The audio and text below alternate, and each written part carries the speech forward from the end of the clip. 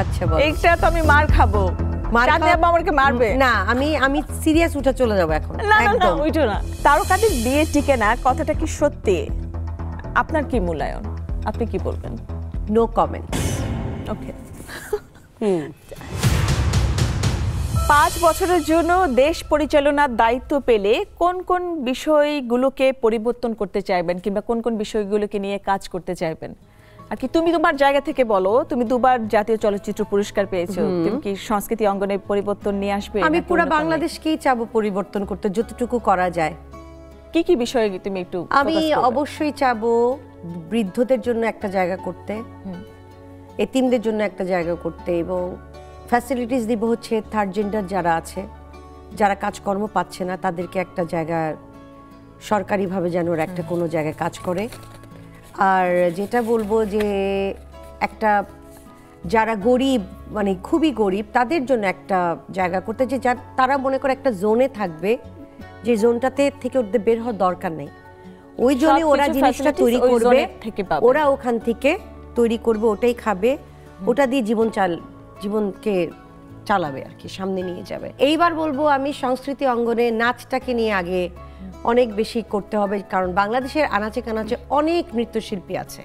Recently উপদেষ্টা হয়েছেন সরোয়ার ফারুকী ভাই, তো কেমন দেখেন আসলে আর যারা যারা ছিলেন কিংবা এখন আছেন তারা কেমন চেঞ্জ নিয়ে আসছে, কিংবা আদৌ পারবে কিনা? তো আমি অনেক আগে কাজ করেছি, ওনার প্রথম কাজ চোর চোর যেটা, সেটাতে আমি ছিলাম, ওনার টেলিফিল্ম ছিল, আমি আর আফজান আঙ্কেল ছিলাম, ভালোই ছিল কাজটা।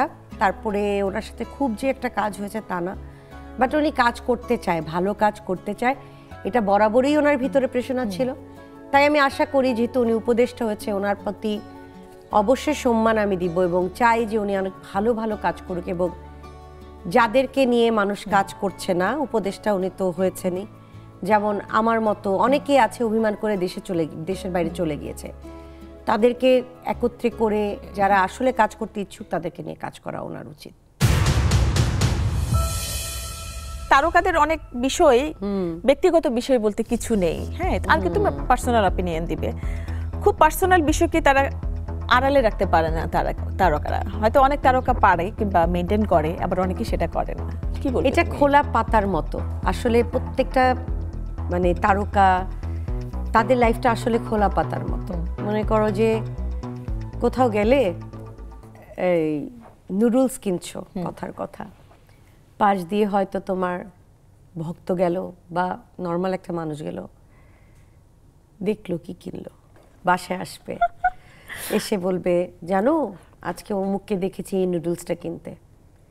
মানে বিষয়টা এমন হয়ে যায় যে তারকার তো আইডল আপা, হ্যাঁ, এখন তুমি ওই যা জিনিসটাই তারকারা যা করে, যা পড়ে, যা খায়, তো সেটা সবাই করতে চায়, ওটাই মানুষ দেখে, ওটা নিয়ে আলোচনা করে, ওটা নিয়ে কথা বলে। তো ওইটার পরিপ্রেক্ষিতে হয়তো অন্য একজন বলল এই নুডলসটা তো ভালো না, এটা কেন কিনলো? তারপরে আরেকজন হয়তো ফ্যামিলি মেম্বার বলল যে না না, এই নুডলসটার না অনেক ফ্লেভার আছে, তুমি দেখছো কোন ফ্লেভার কিনতে থাকে? তো আমার তো মনে নেই, আমি তো ওনার দিকে তাকাইছিলাম, কোন ফ্লেভার কিনলো কি দেখলাম। তো বিষয়টা এরকমই থাকে যে তারকারা কোথাও গেলে কোনো কিছু করলে ওটা নিয়ে অনেক বেশি আলোচনা হয় বা সমালোচনা হয়, এইটাই স্বাভাবিক। আর একটা কথা সবার মনে রাখতে হবে, আজকে এই আলোচনা সমালোচনার জন্যই কিন্তু আমরা এখানে, কারণ দর্শকরা আমাদেরকে ভালোবাসে। দর্শকরা যদি আমাদেরকে ভালো না বাসতো, আজকে আমরা কেউ তারকা হতে পারতাম না।